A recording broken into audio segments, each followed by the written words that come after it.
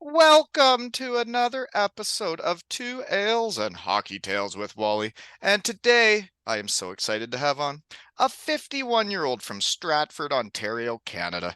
His hockey journey has taken him to Canada and the USA. He is a legend of his hometown of Stratford, where in 2 seasons put up a casual 221 points in just 97 games played, earning his ride to the best school in all the world, Western Michigan University, which, fun fact, started the pipeline to the Broncos from small town Ontario. But he didn't just attend classes, he ran amok of the CCHA, putting up an average of 46 points a year.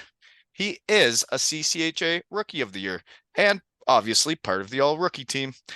After school in the big boy era, ran amok everywhere he played for 3 seasons, and in 96-97, in his rookie season with the Amarillo Rattlers, had the most points in the league with only 110, the most apples, the most power play goals, the most shorthanded goals, all in the league, folks, and was obviously named league MVP.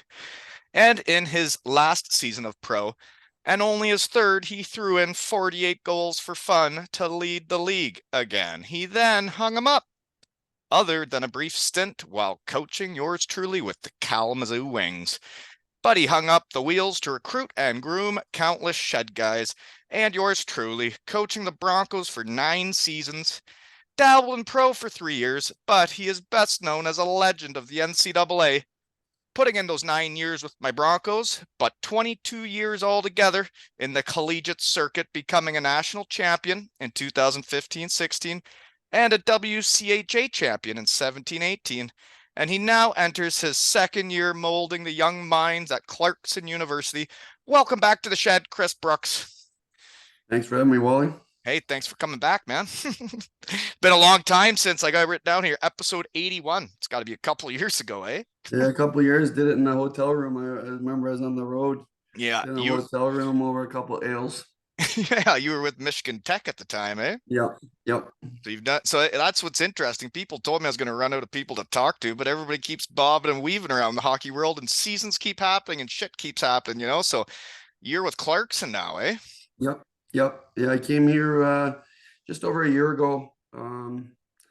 Yeah, I've known Casey Jones for a long time, and the position came available. He had an assistant get a job, a head coaching job at Union, and then another assistant get an assistant coaching job at Michigan State. So yeah, it's a great situation. Again, it gives me an opportunity to just geographically to get back into sort of the roots where I've had success recruiting with Ontario, and it's been good to be a little bit closer to family. And a lot of people are still in the business from 25 years ago in the Southern Ontario loop up to Toronto. A lot of same people are still in the business, and now I got players that I recruited and coached who are now either coaching or who have kids coming through. So it's been a good transition for us. Well, yeah, congrats. And it's got to be fun working, I guess, for or with your buddy, right? Because I remember when I was playing for you, he was with Ohio State, and you always Yeah, talked to him before and after games, and I could tell you guys yeah, were bros. yeah. He's Casey's a dynamic recruiter. I mean, so like when the job came open and he talked to me about it, they have everything here to be successful. They just did a $30 million renovation on the rink, and they've been a contender in this league.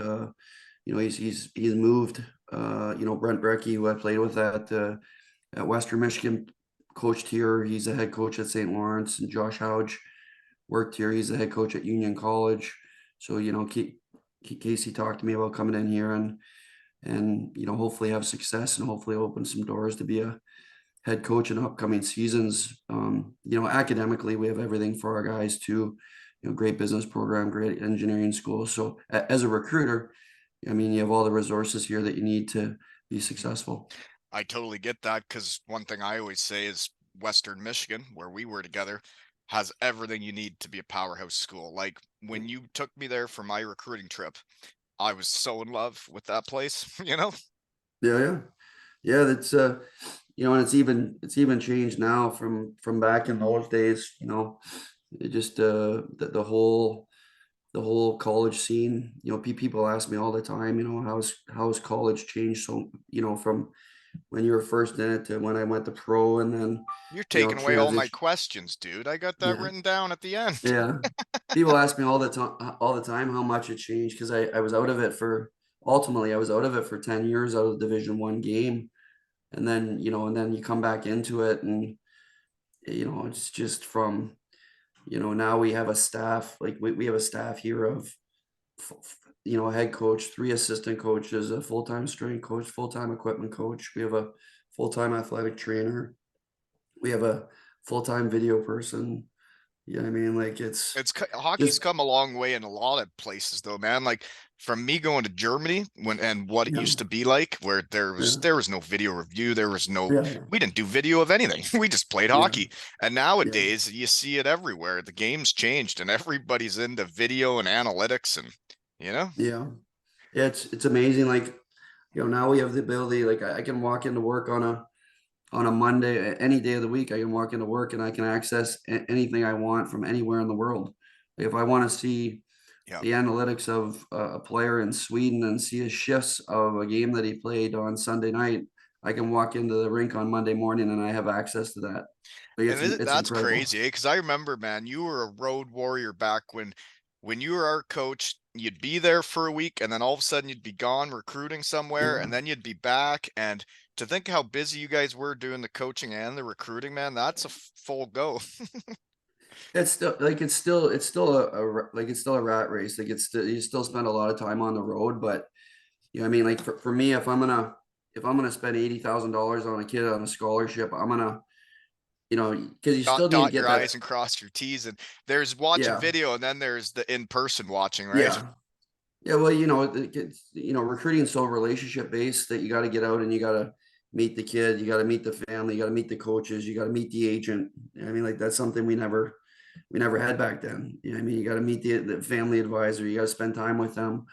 And for us, when we're, my philosophy is if we're going to spend that much money on a kid, I want to make sure that I'm 100% sure on the decision I'm making. So, I'll watch as many games as I have to try and find holes, and just make sure that we're getting not only the right player, but also the right kid into our program. Well, I may know that you do dot your I's and cross your T's when it comes to recruiting, because another way we know each other is you haven't been sniffing around Ontario again, and I know people in Elmira, and you send me the odd message, and I say yeah, and it only takes a text message to someone I trust in the area, and every time these kids coming up from the Elmira area have gotten rave reviews back, even though I don't know the kid, you know? Yep. Yeah, like, it's good to have contacts up in that area. It's great because you can walk in. Like, Clarkson's very visible up in Ontario. So, when you walk into a rink, people know who you are, and you can get a lot of the top end talent. Like, we've had success. We actually have a couple players coming from Vince Bellissimo's team there in Toronto. Two very good players, an '06 and an '07.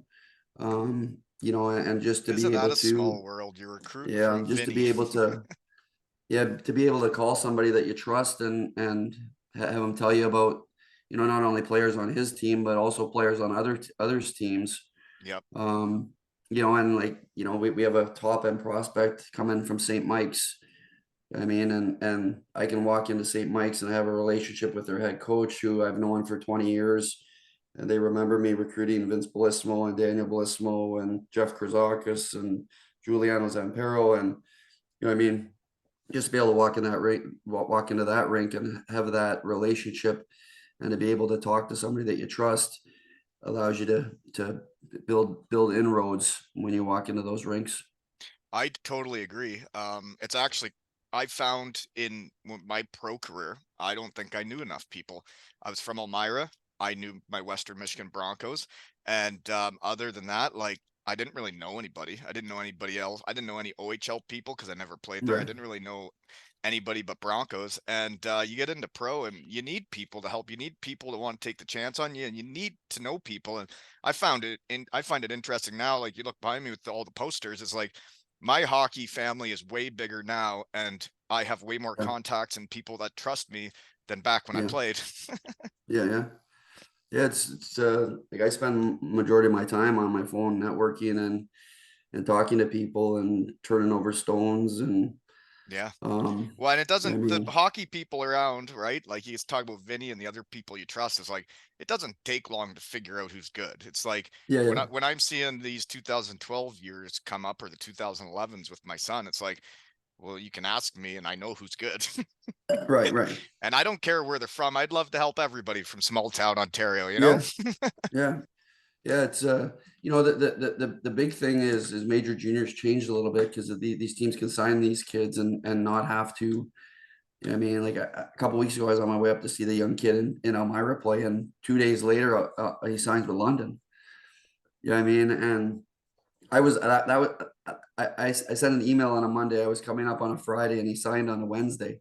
And a lot of these major junior teams can sign these kids and then send them back. Like the Greater Ontario Junior League now is full of kids that have signed in the OHL. Um, so what we have to do is we have to get those kids a little bit earlier. Try and target those kids in the U18 level and get our teeth into them before they do because they have so much prominence in that area for young kids. Well, that definitely. And one thing I've noticed, which is not true for your team, but you look at like the Broncos now, it's all Americans. There's like no Canadians Yeah, on their team. You guys have yeah, two-thirds of your team are Canadian. There's not yeah. many college teams like that anymore, though, right? There's way more No, Americans playing. yeah, they are. But one of the things that we talk about as recruiters here at Clarkson is that we have a unique opportunity here just because of our location that our players' families can be part of their college experience. Yeah. I mean, so for me to walk into a rink in Elmira, um, or Kitchener, Toronto. They're 4.5 hours, so they can leave at noon on a Friday, drive in, catch a Friday, Saturday game, be back Sunday, back to work on Monday. We can do the same thing with Canadian kids, Western Canadian kids. They can get on a flight from Vancouver, get on a flight from Edmonton, get on a flight from Calgary, fly direct to either Montreal or Ottawa, and they're an hour and a half drive into campus. So it's really, really, really, really unique. So we try and pocket those. We try and make sure that we're doing a real good job in those three areas because at the end of the day, Those are your honey holes. yeah, You can't and stretch that's yourself too far, right? And no, I see it now, and I see how it yeah, all works. Was your yeah, honey hole was like junior B loops around here, and yeah, man, you found some gems back in the day. And for me, it hurts my heart, especially raising my son around here, and like, he can play. Um, is that there's not many scholarships out of that league, and like, that's one thing I would love to change if I came up and started coaching in that league. Is I'd love to raise the puppies, right? That all of a sudden people are watching us. yeah. Yeah, I was up in Elmira for the preseason showcase there, and like I targeted probably 15 prospects that I followed up on, and that like we're on our way back up next weekend. Our staff's on our way back up next weekend to see a couple kids play. So there's kids in that league. If you're good, right? It doesn't, Yeah, yeah. I And the nice thing is when you come to the showcase, there's only 4 colleges there, which is perfect. mhm. Yeah, I mean, because then you're not competing. You go into other areas and you're competing with 40 other schools for kids. You come Yeah. up to that area and you gotta be diligent. You got to do your work. But there's players there. A lot of those kids will play a year or two in that league and then out to BC or out to the USHL or maybe into Toronto. And that can be Um, sometimes even after they've been recruited, right? oh yeah, yeah. Yeah. Like we have we have kids committed in playing tier two in Toronto that'll probably play. We have a kid up there that'll probably play this year, which is his second year, and then he'll probably play a year in the USHL and then come to us. And Well, other kids like we have other kids that play 2 or 3 years in Toronto, develop, and we bring them in. For us, it's about when they're ready. bringing them in when they're ready to be impact and not bringing them too early. Well, that brings back the memories of you recruiting me was you got your teeth into me before the other schools. I remember as Northeastern wanted me to go as a true freshman, and I wasn't feeling Boston and my recruiting Yeah, trip there. And then you guys brought me to Western. It wasn't for another year, which I was all for, staying at home for another year with all my buddies and trying to win another Sutherland Cup. But like I remember then that last year when like I broke the goals record for Elmira and like led the league and um, I was already taken. yeah. Oh yeah. It's I got some of the best players I've ever coached and ever recruited are from that area. Yeah, I mean, I look at Jeremy, Soupy, uh, oh yes, you Shahura, Shahura, yep. yeah, Chew Jeff balls, Campbell, yep, Kuzno, yep. some dynamic college players. And it's pretty neat how small the hockey world is and how it all works out. And I didn't even figure all this out till I came out here and started talking. But like the reason I ever got to Germany was because you guys told Coos that I was living in the area and I'm coming to Western Michigan. And before I came as a freshman, well, I'm in between that Sugar King and Western Michigan. He invites me to a puck and ball tournament to get to know me before the season. And I play in a puck and ball, which is slow pitch and hockey tournament with Brandon Dietrich, Rob Collins, Coos, and some other dandies. And then Brandon Dietrich then brings me to Germany like 5, 6 years Yeah, later, right? And it's because yeah, Coos brought me to that hockey tournament, and that's networking, right? yeah, yeah. I made some mistakes up in that area too. Like some of those, like I should have taken Barrett Agates. I love Barrett Agates as a Yeah, player too. yeah, you should have. Okay, you know what I mean? Concard and native too, folks. Van Atten, that was another mistake. Phenomenal And that's goalie. what's interesting, right? I know about this too, though, was what the Purple Eagles coaches would say to Lackner was that like they didn't believe in me and they're saying you shouldn't be hanging out with that Walton so much. And Yeah, then Western Michigan was saying the same thing about Van Eynatten. And I was like, well, we're all friends. I mean, yeah, yeah, yeah. Yeah, I know. but I Van like Lack. Eynnatten's a hell of a goalie. Yeah, he was. I like Lackner too. Um, I mean, but one of my good friends, he's been in Pittsburgh now. Jay Heimbuck, he was actually working at St. Lawrence at the time. He was the one that was prominent up in that area too, because he's from Mitchell. So it was always him and I in that area trying to. He was a Northeastern alum, which probably made more sense when they first recruited you, and then he worked at St. Lawrence. He's been with Pittsburgh for 15, 20 years now, but he was really prominent up there in that area too. And we used to battle for kids, him Yeah, and I. the funny thing is right away when I was first getting bites from schools was Clarkson was one of them, and Yeah, then they took Chris Blight, a scoring right winger, and yeah, then I never really heard from them again. yeah. I remember Chris Play. He played in Guelph. Yeah, and then he also played in Cardiff, Wales, and the second league in Germany. I ran into him all over the place. Yeah. He was a good player. Oh yeah. Yeah. Yeah, really good player. Right shot forward. A little but 6'1", a little Yeah. bigger. And what's I funny remember is, him. so he got the scholarship to Clarkson when we were first, he went a year before me, but then it's funny because then when Cardiff had a coaching change and they were recruiting a new team, then they brought me in instead of him years later. Yeah, Oh yeah. man. I like Chris played actually. He played there. Matt Molson was in Guelph right around that time frame too. Um, yeah, he was. Matt Molson was in the scoring race with me in junior Yeah, B. Yeah, yeah. yeah. Sucker got mono. Beat him. He had a good Uh, career. Ended up having a good career. a little bit better than mine, eh? Um, but hey, he'll never be the leading scorer in junior B, right? Nope. Another way we know each other though is the Canucks were just or not the Canucks, that's my team, sorry. The Stratford under 13 team just came to visit you. Oh yeah. Yep. They were here a couple weeks ago. We had Chris Musselman, who I grew up with, him and his brother and his cousin reached out to me, and they came in for a series last weekend, and we coordinated them. We had a team come in from Quebec. They played a local Quebec team here, and practiced in our rink on Saturday and caught a couple games, and had an opportunity to chat with the kids Saturday after their second practice, and pretty neat experience for those kids. I remember going through that stuff like that when I grew up in Stratford.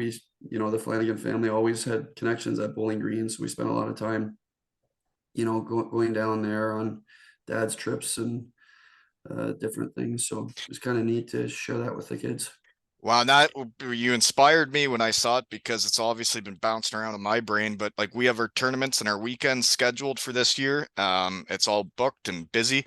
But when I saw that, I thought, well, if I'm the coach of the under 13 boys team next season, and I get to plan the schedules and the weekends, well, I got to plan a weekend to go into Western Michigan where those kids get to see an NCAA game. They get to see the Lawson Lunatics. Because I remember my first NCAA game going to see it in St. Lawrence and Ferris to see Collins Dietrich. But then seeing Western Michigan Broncos and the Lunatics for the first time, it's life-changing stuff.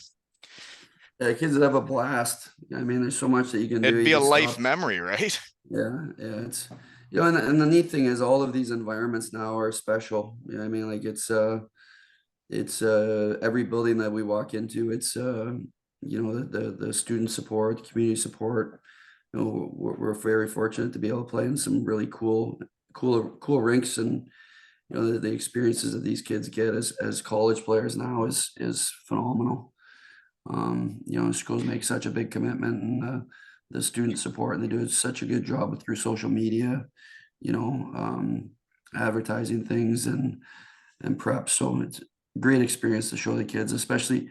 I mean, a lot of those young kids up in Ontario, it's all OHL. So to be able to To show to them what it can expose be them to like, something, right? Like yeah, it's what expose when them. I saw what it can be like, and I saw the NCAA and OHL on a Sugar King trip, was it gave me my purpose. It gave me what I wanted to do. I wanted to be just like those guys, and I wanted to go out and play in front of Yeah, students, and I wanted to be a student, and I want to play for a school. And then when I got to Western Michigan, it was everything I hoped it would be. sure. Yeah, like another neat thing is that, like we're getting some college hockey games up on TSN. So like this past Saturday we played at Yale, and they had it on TSN Plus. So they're just trying to expose a lot of the Canadian market to U.S. college hockey. It's part of the initiative through College Hockey Inc. So And they should do uh, that because I remember the first time I ever saw a college game on TV, it was the Wolverines and they had the cool blue and yeah, yellow helmets. And I was like, what is this? And then there was a guy that yeah, was a Sugar King, Cam Stewart on the, Cam Stewart, yeah, yeah. And I was like, oh, and he was a Sugar King and he's there doing that. And I'm like, I want to do yeah, that. yeah. Good player, had a great career. He really did. Real world's calling. One sec. But anyways, the whole story there, now that the real world's taken care of again for my lunch break, is I want to take back the kids to Western Michigan. I haven't really been back. I went back on my way to my AHL East Coast, or I was on my way to go there. After my first year pro, I skated with you guys a day or two, and then I turned around and flew to Germany instead. But other than that brief day or two to skate with you guys, I haven't been back to Kalamazoo. And to think of how important that place was to me, my life.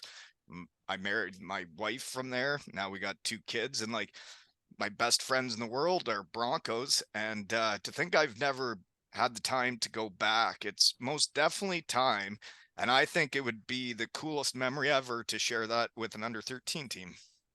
Oh yeah, it'd be phenomenal. It's campus has changed so much too. I went back. I stopped in town, played golf with a couple friends. I keep in touch with. Played a couple rounds of golf. Um, but the downtown areas, like it's unbelievable downtown now. It's all cleaned up. It's so nice. So They still much got money the down. piano bar. Now they still have the piano bar. That was a big hit in the off Yeah, season. they have a lot. Like they have tons of stuff down there. Bell's Brewery's downtown. They have a beautiful outdoor area. Um, great outdoor bar. Campus has changed so much. Like so many new buildings. Yeah, I'm Um, sure it's been a long time. I'm sure it's tore changed. down tore down the Burnhams. Ah, the breeding Yep, tore down the grounds. Burnhams. Yep, tore down the Well, Burnhams and folks, built all that the new that dorms. Burnham's the what's it called? The dorms of the athletes. A lot of athletes been made in there. Just a lot of sports breeding in that building. Yeah, yeah. It's changed a ton. Some beautiful buildings, and some new dorms, the new medical building. Like it's beautiful. Well, to think that Burnham's is torn down, man, there's a lot of Yeah, memories made in that place. yeah. They just did just this year. That's sad. It's really Yeah, sad. Probably time, but that's sad. I heard they're going to a different arena. I heard they're getting a new one or something. I, yeah. I don't want that. Yeah, I've seen I saw the blueprints back in the day when I worked there. That's how long that's been going on, but it sounds like it's getting some traction. Um, I you disagree know what with I it if it's mean? off campus and then the students aren't Yeah, going to come if it's downtown. yeah, yeah, yeah. We'll see how it transpires. Yeah.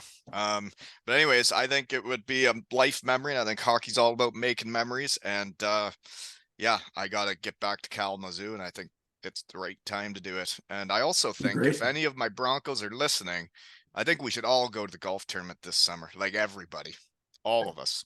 Just run amok of Kalamazoo, you know? Uh, It'd be like 2003 all over again. Fun fact though, Brooksy, is tomorrow I'm going on a Western Michigan podcast live oh, on nice. YouTube. Yeah. It's called Goal Horns, and it's the Painted Broncos having me on his podcast, Wes. Okay, So pretty excited. Yeah. Thought I'd been that'll be forgotten fun. about around there. No, never. But I tell you, man, I talked to Lats on here, our captain of my time there, and he said something that really hit home with me was when he joined pro and left his Bronco buddies, he like kind of went through like almost like a depression period. Like I missed my friends and my team so much that like I had a hard time dealing with it going to pro where guys aren't a family, they aren't brothers. It's kind of teammates but professionals playing hockey, and I felt the exact same way, man. When I went to Yeah, the AHL and all the guys were done this season having fun and I wasn't there with them and I wasn't with my guys and college was coming to an end and I was missing it all. I had a very hard time with it too. yeah. It's different. Lats and I actually talked about that before he left. Like, in pro hockey, it's a little bit more everybody for themselves. Mm-hmm. Um, Sure is.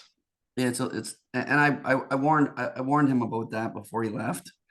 Because I knew, I mean, part of what made Dana special was not only was he a great player, but as you know, he was an unbelievable person and leader, and Teammate, I just just tried to explain to him like guys at that it's level not aren't like like you. this. Yeah. No, Yeah. it's not like that, and you're gonna have to. I mean, I tried to explain to him that he's gonna have to look out for himself a little bit more instead of looking out for other people, because I think that was one of his biggest strengths in college. But But I think probably in when he, pro, if you can get those type of people in your organization and on your yeah, teams, it changes the culture. And that's what yeah, pro teams need is guys like him.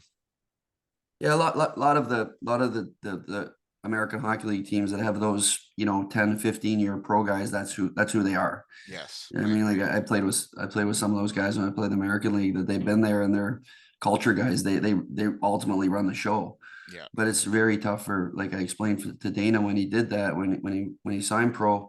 I'm like, as a first year guy, like you're not going to be able to have that impact that you're used to having. So Hmm. you're gonna have to look out for yourself. You're gonna have to, I mean, you're gonna have to be diligent with that. And um, It's a at hard college, transition, man. Like it really, that's it was for yeah, me.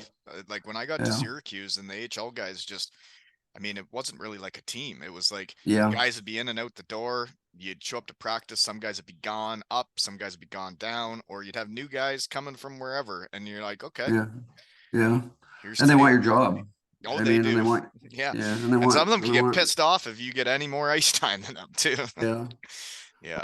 Contracts and non-contracts and NHL deals, American League deals. Like it's just so much more complex, and everybody's trying to climb. I mean, like everybody's trying to get that edge. Whereas in college, it's just different. It's a It, it's special for it's you. it is. It's a special 4 years, but I guess that's the other thing we haven't brought up about what's changed though is this whole transfer portal. That Yeah, that's a whole different thing because when I think of it, my 4 years, when I commit to Western Michigan, like I'm committed for 4 years. I'm committed to my teammates, my brothers, to the coaches, and I can't imagine going into a transfer portal and switching schools and switching teammates. I honestly couldn't imagine leaving Western Michigan.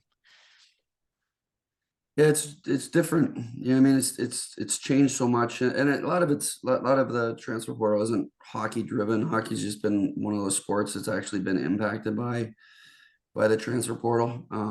I think there's good. I think there's good.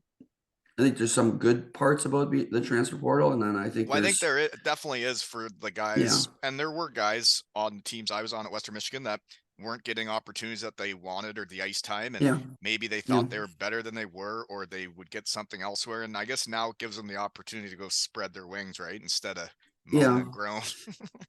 yeah. It does in that sense. But at the same time, there's a whole nother side to it where kids are transferring to get more visibility, and a lot of times it's contract driven now, where I mean, like I talked to Derek Schooley, who I played with at Western Michigan. He coaches at Robert Morris, Atlantic School, and he has a kid that his all-time leading scorer. He's got like 150 or 160 points or something. He's like that'll never be broken, because as soon as I have a kid come to Robert Morris now and he scores 40 points or 50 points, He's going. he's gone. Yeah, I mean, and whether that's right or that's wrong is that's is reality. yeah, it's just the way that it is. I don't know if it's going to change. I think a big part of what has really impacted college hockey over the last few years is the COVID year that everybody got. Yeah, So everybody that was impacted by that COVID. So we got one more year of that, and then I think it's gonna level off a little bit. But it's forced a lot of schools. It's forced a lot of schools to carry bigger rosters. yeah, Um, which has which has impacted and led a little bit to transfer portal. I don't think it's going to be as active as what it's been over the last couple of years. yeah. Um, Well, that but fifth year is a wild yeah, thing to think of. I mean, yeah, 4 years, like yeah, that's quite a while. And then to think of a fifth year, yeah, yeah, yeah. And, and the thing is that the backlog that on the other side of it, the backlog of players that that we're supposed to be during the coming in, COVID year and that yeah, yeah that coming in and or going out on the other side. That's the other side of it. Kids going out and NHL teams not signing kids, those kids wanting to stay and to continue to develop and hopefully get another opportunity after another year of performing. So it's complex, and it's like yeah. last year we carried 24, and now we're up to 27. There's some schools in the country that are carrying excess of 32. Is there not a Um, rule on how many guys you can have? no, But there's a no, certain amount of scholarships you get. yeah, every team only has 18 scholarships. But there's a lot of really good players that haven't been given the opportunity to play Division I college hockey just because of that fifth year rule. Division III right now is drastically improved just because of the volume of players that are Yeah. out there. Well, I could see it though. Like that year screwed everything up, just like lockouts do, man. Like, Yeah, it changes everything. The filter trickle down effect yeah, of Europe, the minor yeah, leagues, it just screws everybody. And yeah, to think of being a freshman about to come in, and then all of a sudden all those seniors are getting another year, and it's like, well, yeah, usually those seniors are a lot more groomed than a incoming rookie, yeah, right? yeah, yeah, and a lot of it's situational. I mean, but yeah, like this year, I think we have, I don't know, I think we have 4 or 5 fifth years on our team. Hmm. Um, which takes away opportunity from other kids that we brought in. The thing with us, everybody's pretty much played because we've had some key injuries. So luckily we've had, this year we've had good depth to be able to step in, and we've played a tough schedule here through our first 11 games with Notre Dame, Penn State, and some of those teams that we played to get through it at Is 6-5 Notre Dame or still anything. in the But field house like what we played in? no, That no, no, place was no. hilarious, man. You think like you're a kid growing up and you see like Rudy the movie and you think about Notre Dame University, and then you hear you're going to play Notre Dame University in ice hockey, and then you get there and there's people doing hurdles and track and field around in this big inside dome, and then you just Yeah, got the curtains around the actual ice yeah. pad. That's wild. No, it's changed a lot there now. They got one of the most beautiful facilities in the country. Okay, here's a Yeah, cutting edge question. You can't say Clarkson. What's your favorite barn in college hockey? oh no, if ands or buts. Yost Ice Arena, Michigan. Oh, Oh oh, yeah, I love it. really? Yeah, I love playing there. That just I'm the not light. sure if while I was at Western Michigan if we won a game there. Yeah. Oh, And and one of my worst memories actually that just came up was well, there's a couple bad ones from that arena. Um Philadelphia was looking at me. Ron Hextall came to watch. I could see that punk up in the crowd, and it made my legs go jello-y. I couldn't do it. I couldn't play hockey good with him watching me. And I wanted it so bad. I was so nervous that I literally shot it down my leg.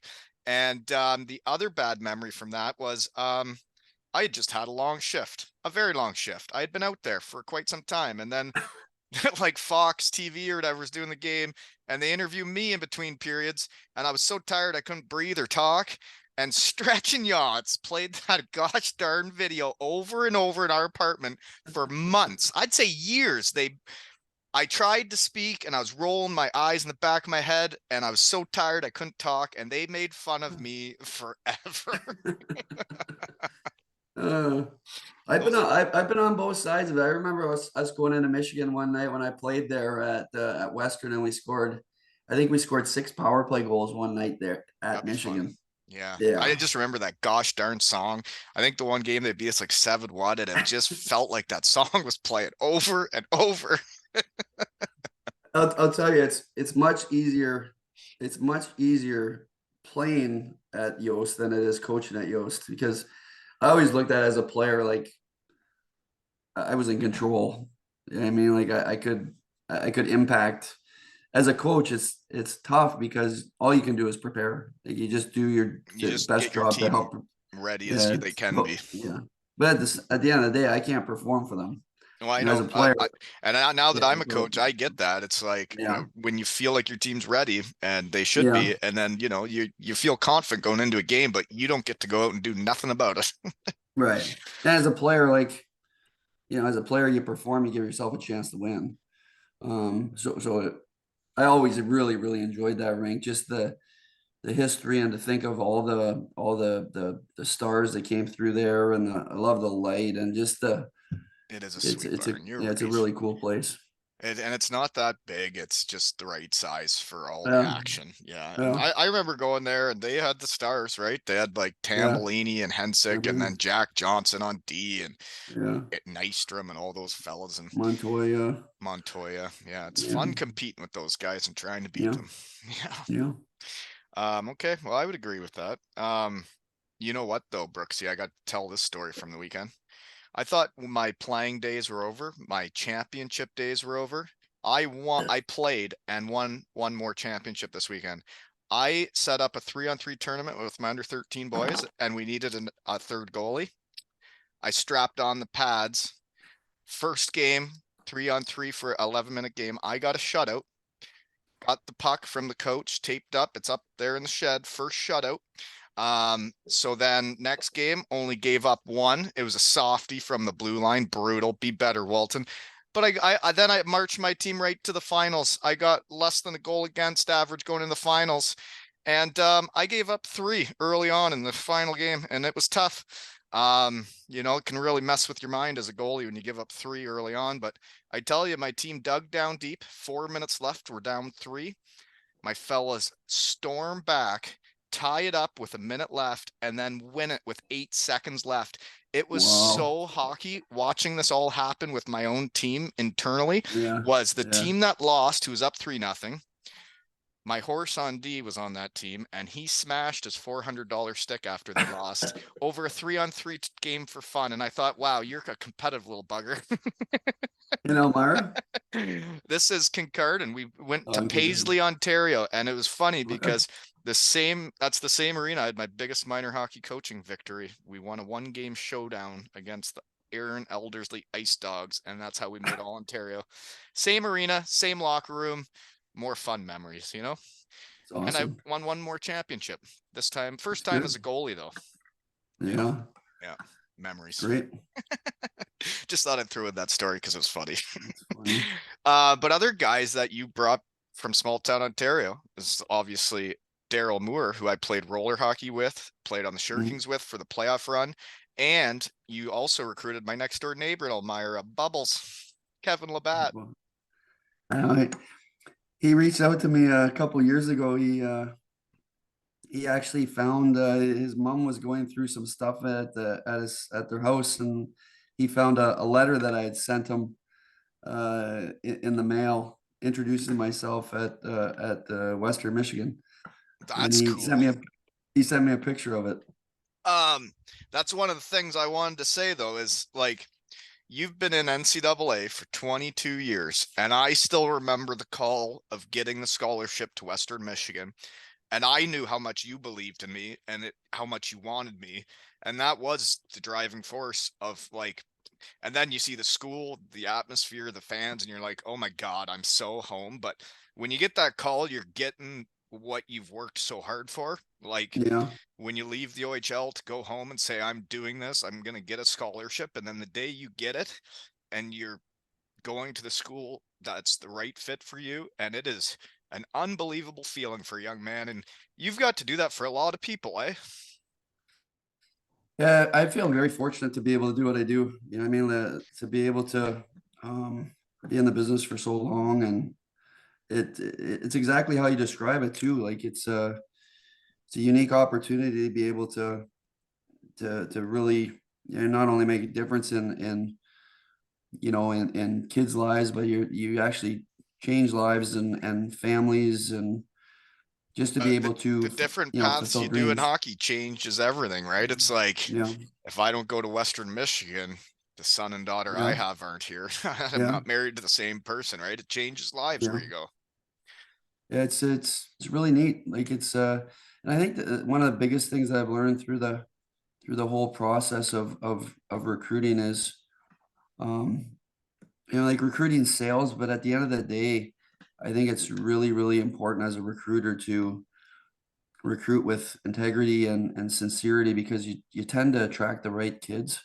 Yep. Um, and I think when you recruit without that authenticity and without that sincerity, you can make mistakes. And I I think totally it's what yeah, I would say about that though is I agree, and it's kind of like my recruiting of who I call a shed guy. And it's like when I first started this, I'd kind of have on, whoever was willing and ready. yeah, And now I can be as selective as I want, and I yeah, want shed guys that are yeah, in hockey for the right reasons. They do it for the yeah. right reasons. They're not about themselves, they're about the team. And I think it's great. And then we had talked about you coming on again someday, but then when I see the picture of you with an under 13 Stratford team, it just warms my heart. And I'm like, now's the time, you know? Yeah, we do that a lot. Like we have a lot of teams come in on visits, give them a tour of our facility, show a campus tour. Um, we have people within our department who have kids that are coming up, and their teams are looking for games. So it works out great. And like I go into different areas. I go in and talk to, I mean, when I'm at a showcase, if they're doing an event and they want to do an introduction, to college hockey. A lot of times college hockey Inc. will put on different things. If I'm in Alberta or if I'm in British Columbia or Ottawa, I'll go in and speak about things just to expose kids to, I mean, like you said, without my experience and my decision to go to Western Michigan back in the 90s, I've never been back to Canada. Like I've been in the States for longer than for the last 3 years. So I mean, so I look at it very similar to the way you look at it. Everything happens for a reason, and Um, you Well, know, it's very true though, is like if you don't go to Western Michigan, yeah, then I yeah, don't go to Western Michigan. And then yeah. Soupy, Jeremy, Coos, all the fellas that got to go there and are all brothers for life, is if you don't start the domino effect, then none of it happens. It's really neat. That's why I keep doing what I do. You know, what I mean, like I left pro hockey to get back into college because I missed that. You know, what I mean, pro hockey, it was so different. And don't get me wrong, I had an unbelievable experience in pro hockey. It was phenomenal. Like that, my growth and the people I met and the experiences that I had are phenomenal. But college hockey is just different. You know Well, what I it mean? I is. missed It's it. you're a family, and what I find interesting was you talk about your pro career. You played in North America. When Yeah, I went to Germany, it was much more like college hockey. When I went to yeah, Landshut, Germany, they were a team, yeah, man. Like a yeah, lot of the Germans were from Landshut, born and raised, absolute beauties, and they welcomed the imports. And yeah, everybody was a team for the year. There wasn't up and yeah, down, there wasn't in and out. It was this is our team, this is who we've yeah, signed, and now we have to yeah. go out and try and win. I'm blessed to be able to do what I do, and it's been great to be able to keep in touch with so many people too. It's so hard because you meet so many people I can't and imagine your Rolodex yeah, because mine's just from what, 2 years of doing this, 2.5 years yeah, or so. And you've been doing it for 22 years. And man, yeah, you would have met a lot of folks along the way. And I was thinking about that. You've had to stay on top of the upcoming puppies, the new recruits, who's coming up and in which towns and what leagues. And then you got to get to know parents, kids. And it's like, then you could swing and miss. Sometimes you hit it and you get the kid, but like the amount of people that it must be a lot to keep track of. yeah. Yeah, it is a lot, and the thing people mistake is that at the same time we have 27 guys in our locker room that are our first priority. I mean, like we have those guys that we need to prep every day and make sure that they're doing well academically and make sure they're ready to play. And I mean, it's nice that we have a big staff to be able to help through that process because the college coaching has evolved a lot, like you said. And When every win and loss is such a big deal, right? It's like you can't be gone recruiting all the time when you got to be prepared for the next game. yeah, yeah. The nice thing is technology wise, you can do so much from the road too. So like we got a week off. I'm getting ready to go spend some time with my daughter out in Arizona, and I have games that I'm prepping for next weekend. I can watch recruits play. You I can can still do be working everything. anywhere, right? And that's the world Yeah, nowadays. I can be working anywhere too.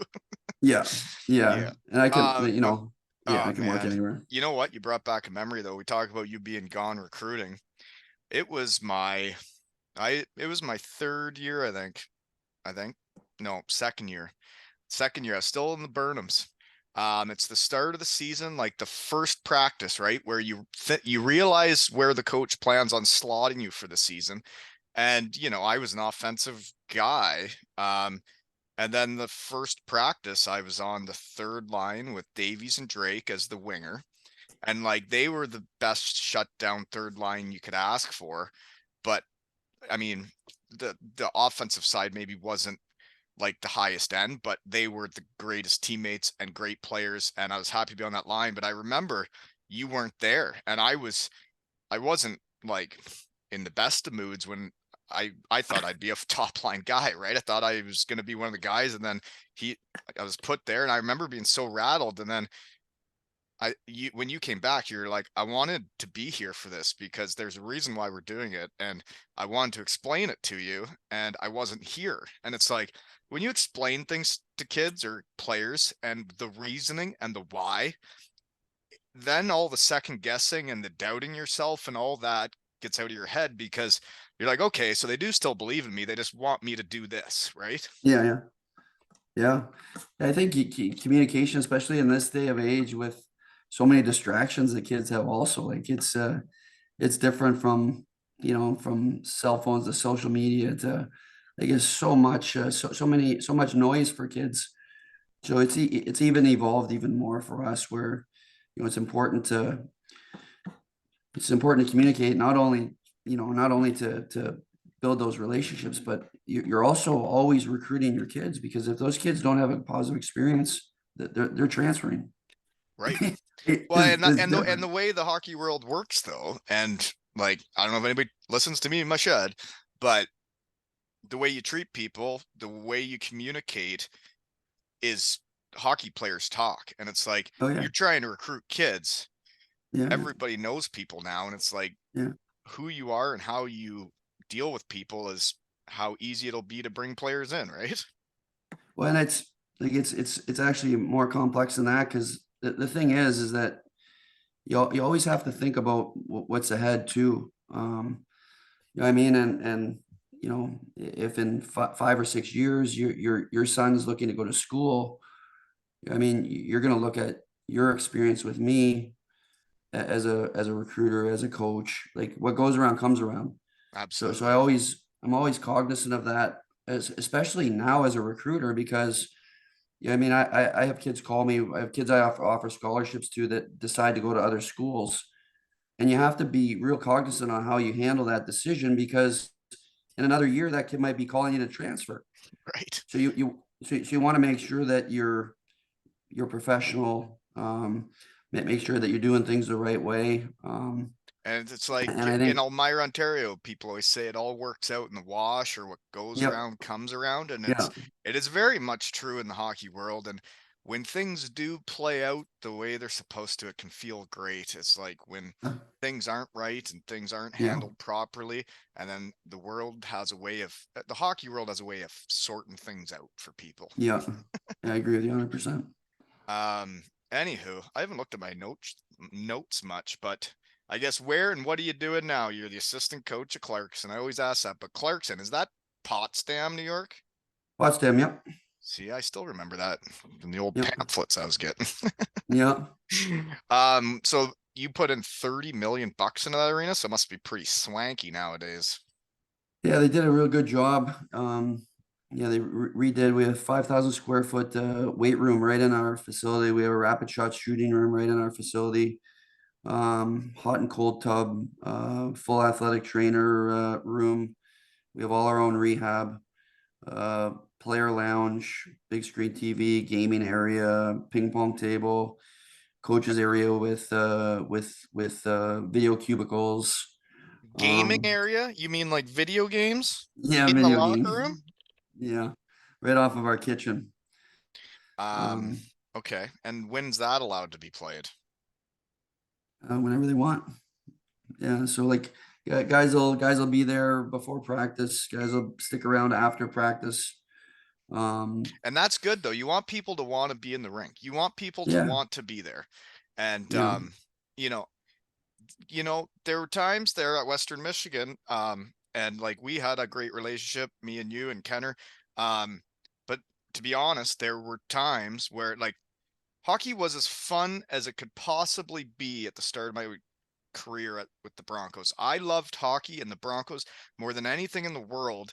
And come that last year when we were bag skating with the puke bucket, and if you took a penalty and it was deemed bad penalty, you would skate a lightning and the whole team would skate a lightning. And I mean, there were times where guys were rushing out of the rink and they didn't want to be there. And I find now as a coach and like trying to learn and, do it my way is I want people to have fun and want to be there. And, there were days where losing it can be hard on everybody, especially when it's yeah, people's jobs. And it's like, well, yeah, it was a lot of skating there last year.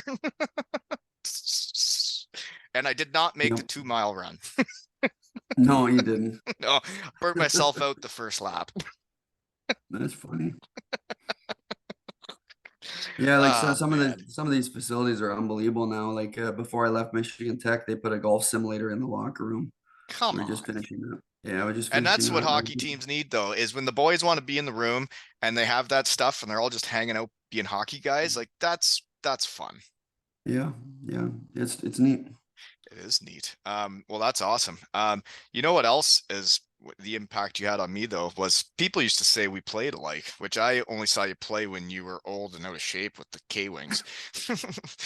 But Oh, um you were like my power play coach. You showed me like when I was trying to run half walls, and you're like, well, this is your quiet area. This is where you got to get up to get away, and this is where you got to go, and this is where you can relieve pressure. And you need someone to just give you the little things that maybe you're not thinking of, right? Yeah. Yeah, it's you were way more talented than me. You gave her tits though. I saw you in practice, man. We do 2-on-1s, man. You were making more plays than anybody else out there, but you're also in a tracksuit. When you came back and played for the K Wings, you weren't in a tracksuit anymore. Might have And caught up to you. well, that was 4 years without wearing a hockey equipment. And then I went back that first game. I think I played 35 minutes. Oh, I would. We came and watched you. All the Broncos came and watched our coach play professional hockey. That was pretty cool. I know. I'll never forget that phone call. Well, like, and I totally get it though, man. You didn't get to scratch your whole itch when it came to your pro hockey career. When you look at your numbers, you just led the league in goals with 48. You had, I have it written down here somewhere, 105 points, and then you hang them up because you want to get into college hockey, but you never did get to scratch that itch of pro because your AHL career, you got 2 points a game. You only played 2 games and had 2 goals and 2 assists. Yeah. Yeah, I was very fortunate. Like again, like the opportunities that I was provided as a player, I decided to go back to Amarillo that last year. And I actually signed a 2-year contract. I only played 1 year on that contract, but I had American League deals done that they ended up matching. Back then they had what they called a franchise player, where that player never counted under the salary cap. So they matched my American League contract that I had.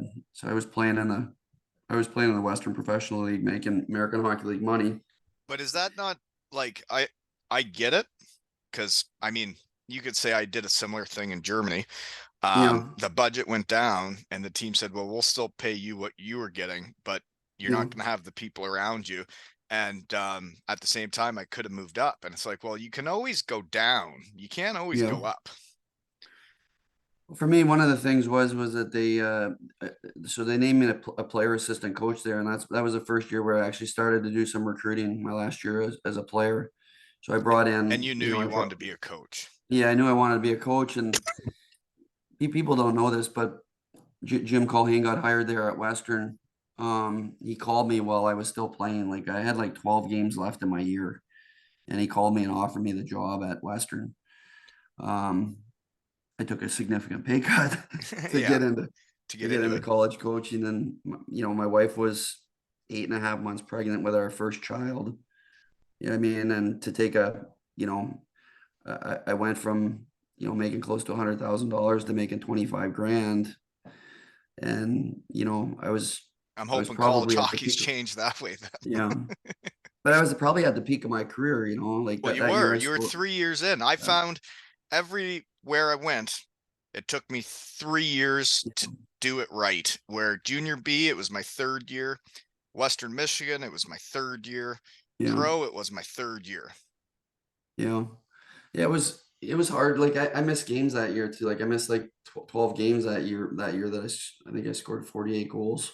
It would have been a big year, but I finished that year knowing that I wasn't going to play anymore. You know what I mean? So I had already accepted the job at Western, and to go to the owner and talk to the community there, because the community was really good to our family, and to be able to go to them and explain to them that I had an opportunity to get into coaching and go back to your alma mater. I mean, to look back at that decision, people ask me all the time, do you regret? I don't regret it one bit, because of the experiences that I've had, and the opportunities of the people that I've had to impact, and the championships that I've won. Yeah. Once you win a championship, everything's validated. I Every decision that you made prior to that championship, everything's validated. I couldn't And agree more. And yeah, yeah, it's like I guess when I was leaving Western Michigan and I'd been the guy, I felt a lot of pressure from like yeah, just because I knew my Bronco buddies expected me to be the guy that goes to pro and does it. And I felt a lot of pressure that way. And then yeah, when you don't make it to the places people may have thought you might, and you end up in the second league in Germany, you win that championship and you see what it does to a town, what it does to your teammates and everything. And it's like, well, I maybe didn't do that, but I sure as fuck did this. Yeah, yeah. It's true. It's 100% true. Like I played in three straight national championships when I worked at Division III school in Stevens Point, Wisconsin. And when you lose the first time, like it's devastating. Oh yeah. And I woke up the next day and I was like, you know what? I'm going right back to work. And then I lost the second year, and it takes you a couple days. And I was like, you know what? Like I was successful as a player with a certain attitude and a certain persistence. And I'm like, you know what? I'm taking that right back to it. And I got up, and the third year when we won, it was like we would have never won that third year if we wouldn't have lost the first and second. Hmm. Like I truly believe that those experiences, those first and second years, and how I drew from those experiences, allowed us that next year. And the one thing I felt bad about is there were a lot of guys through my years at Stevens Point that never got to experience that had such a huge impact on us being able On to winning it. accomplish what we accomplished. Hmm. Like there were guys that did so much more for us to give us that opportunity to win a championship that year, that they never really, they didn't get the ring. They Yeah. didn't get to experience that championship, and they were probably a bigger part of it than some of the guys that did. And I those are the guys I felt bad for. I I get what you're saying. So I went to Cardiff and it was the first year with new owners. Um, I knew it was near the end for me, and I had a tough start when I got there. And I remember the day I was sitting on the bench, I wasn't playing much and I wasn't playing well.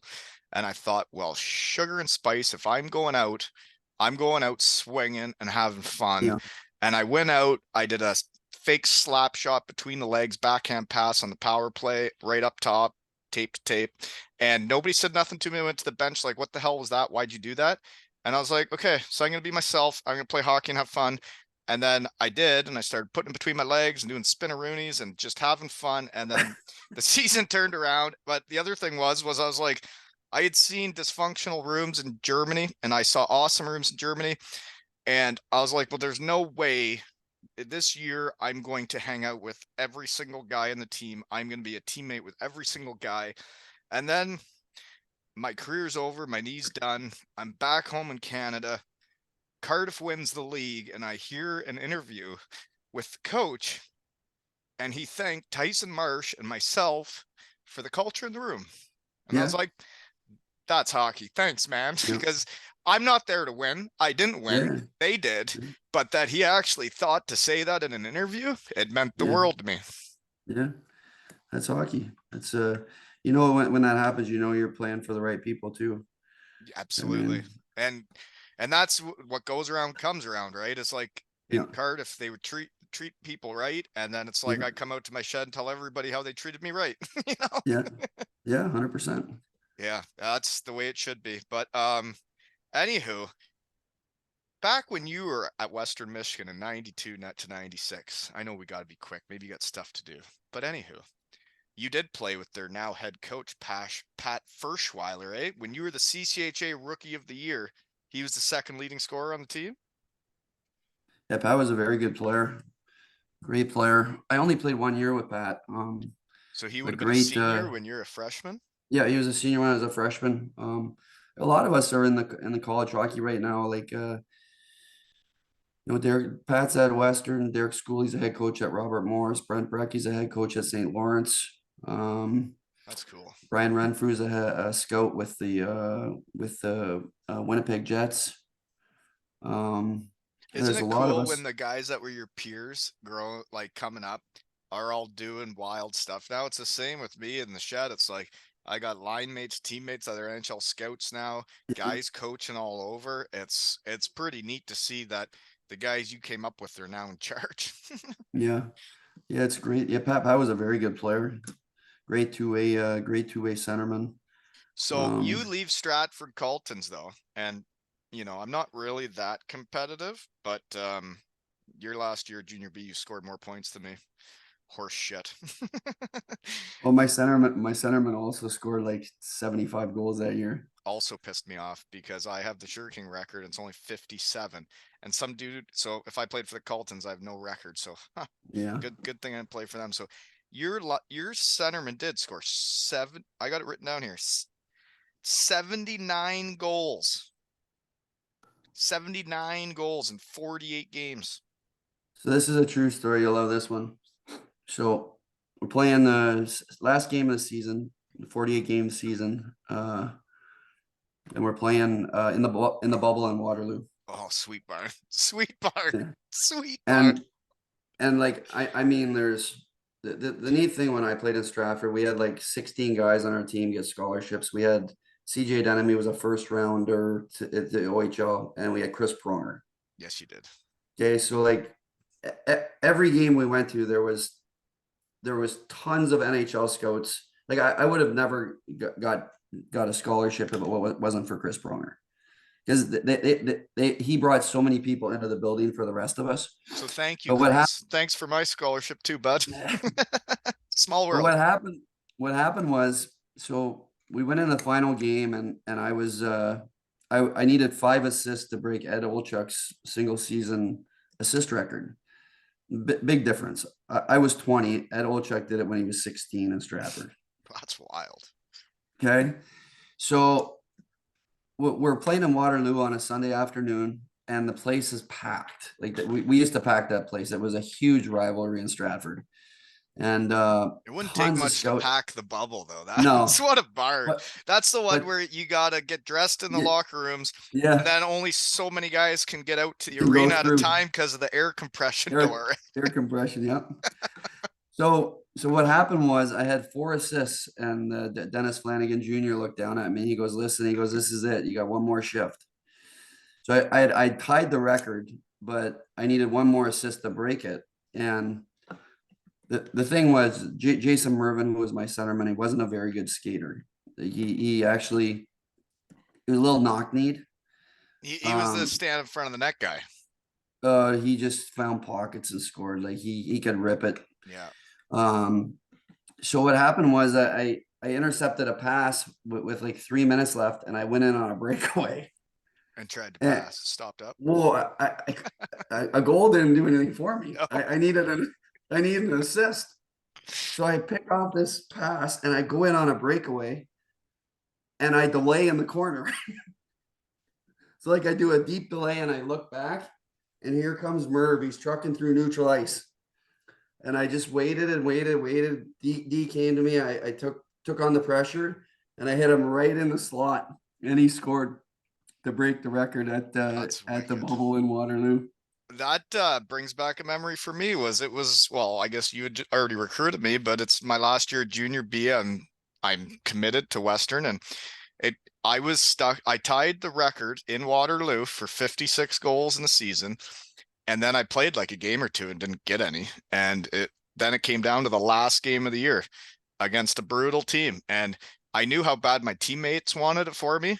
Yeah, yeah, I I think they wanted it more for me than I did. And then yeah. we go through 2 periods and I got 4 assists. And I'm like, well, I'm like, what I actually want to do is beat Rob Collins's most points in Points. season because he was Yeah, my hero. He got 112. I got 113. Sorry, Rob. um, but then it came down to the third period and I still needed the goal to break it. And well, it was one of my puppies, Adam Love, who came down, dropped it to me, went top titties, and then I had done it, and I was like, wow, like the last game of the year to get it that yeah, way is pretty neat. yeah, yeah. Really cool. Yeah, and nobody's beat it yet, folks. Still got the record. You still have it too, then? I'm not sure. You gotta. They Yeah. can't score like they used to, right? I'm not sure. I have no idea. Yeah, you gotta. Good for you. Other guys, though, you must have had some squads, though. You had Chris Pronger, Craig DeVries, and Rem Murray all on one team. And it said like that team had like 2,600 NHL games played. Oh yeah. Oh yeah. Out of Mike Watt, Stratford, folks. Mike Watt played on that team with us too. Yeah, Wild. some really good players. It's neat seeing where everybody goes, as you play with them and the hockey careers. And like It's how you do this, right? It's like every journey is completely different. You could have gone Yeah. to Europe, Brooksy, after your third year and ran an absolute muck, and then all of a sudden you're living in Europe the rest of your life, coaching in Europe. You know what I mean? Yeah, it's funny. Like we've moved 17 times in 26 years of coaching. So we've moved 17 times between, between local moves and my pro playing career. You know what I mean? So And I think the NCAA has like the most sturdy jobs there are in coaching yeah, world. You haven't changed teams very often, man. Every place you've gone is 5 to 7 years or whatever, yeah, and it's like that's not normal in hockey. yeah. No, it's I put myself into some good spots and worked with a lot of really good people. Worked for a lot of great ADs and coaches that have great relationships and learned so much from the people I work with. And I mean, when I stop growing and stop enjoying it, I'll move on and do something else. I mean, but right now I everything's honestly, great. I'm, I would say I'm jealous. When my career came to an end of hop playing, didn't have many contacts anymore in NCAA. Didn't have contacts in Ontario for OHL, or nobody even knew what I had been doing playing hockey. And then I moved to a new town and joined the real world and start something totally different because I wanted to put down roots for my kids where they know where's home, this is home. And we had lived a totally different life than that up until then. And I wanted to be like me as a kid, where the kids have a home, but like I missed being in the game. I missed hockey so much and being a part of it that I guess now I come out here and talk hockey for free. Yeah, yeah, But I'm back, yeah, baby. It's brought so much joy, and like it's so much flipping fun for me to come out here and do this and then catch up with someone that, like, if I wasn't doing this, would we be catching up like this? well, I tried to catch up when I came to town a few weeks ago, but you were busy. I got my own team now, man. The Kincardine I know. Canucks. We're running Yeah. amok. I know. I travel all over the place. So I try and see as many people as I can when I'm traveling as best as I can. And when you reached out and said you were coming to Elmira to recruit players or watch players, that just gave me a shot of life to my heart, because I want people that are playing in Elmira to be able to go places. I want people to be coming to small town Ontario to watch kids play hockey, because I see it around here right now is like my son's age group in these small towns around here. There's a few gems that come a few years, I already know where they're going to be. I can already see it. I can see how they walk. I can see how they skate. Yeah. I can see their compete level. I can see them see the ice. And I'm like, I already know who's going to be players, and I'll help you guys. Just let me, you know? Yep. I'll get you on staff. But seriously, it's interesting. When you get to know people around the game, it opens a lot of doors. Sure does. Hmm. I got a message from Germany yesterday. Guess the team needed a coach, but once I'm on a team for the year, I'm on a team for a year. You know? Yeah. Was there a tap room when you went to Western Michigan? uh, Tap room? The tap room, No. the bar? No. What a Mm. spot that was, man. When I first got to Western Michigan, that was as college hockey as it gets. That Best was place ever. right beside those apartments where you guys lived at, right? That's right. Yeah. Yeah. When we were still living in the Burnhams, it was still open, and Yeah. it changed names. But I tell you, what, it was college hockey at its finest. Let the boys skip the line, put your card down, pay $5 for the night. At the end of the night, it was college hockey. Well, now I understand why you lost. Hmm. That was only after games. That was only after the weekend was over. You know, we weren't weeknight partiers. We were only Saturday night, go full steam, let your hair down. You know, Uh, the off season though, the spring semester, sometimes we'd get sidetracked yeah. of what was best, but we had a lot of fun. Glad you had a great experience, man. Yeah, I did. I loved Western Michigan, and I know it you. was a great time. Thank you. You know. My pleasure. So I guess we kind of covered this though. One of my questions was aspirations. You want to be a head coach at NCAA, don't you? Yeah, at some point I just want to win. I want to continue to do what I'm doing, continue to grow. I just trust the process takes care of itself. You know what I mean? I just want to continue to take it day by day and Yep. you know, squeeze Do the the most best you out of can today every, and help yeah, the people I can. I I get it. mean, and trust that hopefully a job comes open, somebody sees my body of work and, provides me that opportunity. That's my goal, is to, be a head coach again someday. Um, Well, and but I think you should be. And it's like that's what I love about doing this though, is when I say there's shed guys from my career that were the good people that did things right and treated people right, is those are the people I want to promote. Those are the people I want to get their yeah, names out there, that whoever's listening, this is a yeah, shed guy. You know? yeah, yeah. That's my goal. I'd love to be a head coach again. Just want to. I love to run my own program. I had great experiences doing that in pro hockey and at the Division 3 level. But at the same time, like, I'm in a great spot. Impacting the people around me, I feel, and we're growing as a staff and as a team, and And everybody um, you coach with, you learn different things from, right? If you're with the same people all the time, you never yeah, learn anything different, right? Because you need to get out. Like, it's like my career, going to different countries and different leagues and playing for different yeah, captains and coaches, is you can take different things from each person, right? yeah, 100%, 100%. Like, yeah, there's things that I take from as a coach from coaches that I've had in the past. Coaches that coached me pro. There's positives that they did, and there's negatives that they did. A lot of times, I learn more from the negatives than I do from the positives. Yeah, well, you got to lose to win. People ask me all the time, was it hard going from being a head coach to being an assistant coach? There's an adjustment to it. Um, but at the same time, coaching is coaching. You know what I mean? Yeah, Just find your role on staff. And I think one of the biggest things is just recognizing strengths and weaknesses and putting people in situations where they're coaching to their strengths and give them you different still running the responsibilities. power play? I'm actually running a penalty kill this year. Really? Yeah, switch I that. find that knowing how to run a power play, you also know how to beat a penalty kill, and you know what works for penalty killers because it's the stuff that pissed you off as a power play guy, right? Well, it's funny because I've ran the D as an assistant for the last 10 years. And my players always say to me, like, hey, we're just looking at your stats. Like, what what's going on here? Why are you running the D? Well, I actually teach defense from an offensive perspective. Yeah, So, like, as an offensive player, you know.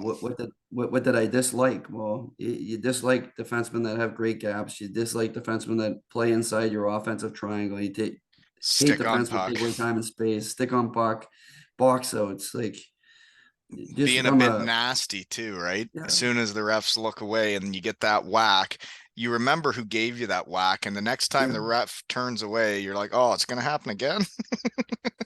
yeah. It's kind of unique that I just flip a lot of those tendencies right over to the defensive side. And we talk all the time as defensemen about, I mean, just keys to the game. And a lot of it is just those little habits that we concentrate on to try and take away its space as much as quick as possible with different nuances within the game that I didn't know as a player because I didn't play much defense. I hear You you. know what I mean? You know. Yeah, but The I way know I I always know say that is you only got to block shots if the puck's in your own end. that's true. That's true. But I try and teach a lot of the defensive side of the game based on offensive tendencies and offensive habits that I had as a player. And it's And true though, and that is yeah, how you learn. And I, yeah, the way I taught my under 13 boys D zone was Derek Clancy. The way he taught me in yeah, Daytona Beach, Ohio, in the coast was he painted the ice into quadrants, and he's like, quadrants, "This yeah, is your area." And it's like, if the yeah, puck's over here, where would you be? And like, instead of man on man, it's like, so you're telling me I just got to cover this area, and then you yeah, do that with under 13s, and you see them start to get it, and it's yeah, heartwarming stuff. yeah. Well, and then once you have those quadrants as an offensive player, it's easy because then you can anticipate and jump and get that open space. Well, and then you got to get, yeah, you got to get over just to the other side of that quadrant, that soft Yeah, area. yeah, I'm not yeah. gonna tell them We that though. actually teach our penalty kill the same way. Hmm. So our penalty kill is the Me same too. way where, yeah, it's the quadrants, and you bring that weak side guy right to right to the Right. middle part, and Yeah, right to the yeah, crosshairs, I believe it's yep, called. yep, yep. Yeah, sounds like we're doing the same thing then. Isn't that weird? But yeah, like I get the coaching thing, man. I get why you've done it so long and the passion you had for it. And I think it'd be so neat for you to see where all these guys have gone. And it's like, for me, it's the teammates. It's like Jeff Campbell has his jersey retired in Switzerland. And it's like, you see where all these guys went and did cool things. And then you see like the younger guys, like when I was playing in Germany, there's like 6 or 7 young guys that are going to get their jerseys retired now. And, whether I had a little impact or a big impact on them, you're still part of their journey. And now you see what they've accomplished. It's like, well, that's cool. And that's what winning Right, does, though, right? It's like, we've talked about it. Like we had some good teams at Western Michigan. We had some holes in our lineup. And I also think that it takes everybody to win. And we didn't have everybody on board. We didn't have everybody giving it everything they had on and off the ice. And you don't win that way. Um, but like we did have good players and you recruited great people and players. But like winning gets people places, right? It's like not a lot of us were going straight to NHL camps or anything, right? And it's because our right, college team wasn't winning enough. right. Yeah, 100%. I believe it's no different. I do the same thing as a recruiter. I want to get good players off of good teams. I mean, like that's one of the things that we look at when we recruit. We There's a just got to reason why recruit. teams win and there's a reason why teams lose, right? You want Yep, winners. 100%. A lot of kids that we have on our team right now. We're captains in junior hockey.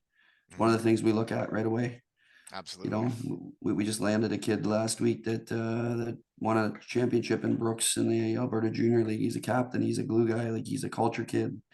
Those are the kids that we're looking for. Yeah, people that win championships and are leaders, it's like, well, Yep. that transfers to any league, right? Yep. And Yeah, then it those are the does. type of guys that'll take on any role and be the team guy you need. Yep. Hmm. 100%. Well, sounds like we still think similarly, eh? We do. Well, do you got any questions for me before we shut her down and get back to the real world? Oh, it was great chatting again, Wally. And I always tell players that as much as I influence and impact them, that everybody's got same influence on me. So it's a two-way street. And appreciate appreciate you believing in me when I recruited you, and appreciate our friendship. Yeah, no, I still do, and I thank you for everything you did for me. When you're going to a school and the coach believes in you, and the relationship we had, like, I mean, you want to compete harder, you want to do more things when people believe in you, right? Yeah, Hmm. yeah, that's neat. Hmm. Really neat. Well, We'll have to do it. We'll have to do it again. we sure will. And Kalamazoo, get ready, because if I'm the coach of an under 13 boys team next year, we're coming in hot, Lost and Lunatics. Get ready. Love it. All right, man. I'll check. I'll check on you next time I'm in the area. Absolutely. And that's hockey, folks. And this has been another episode of Two L's and Hockey Tales with Brooksy and Wally.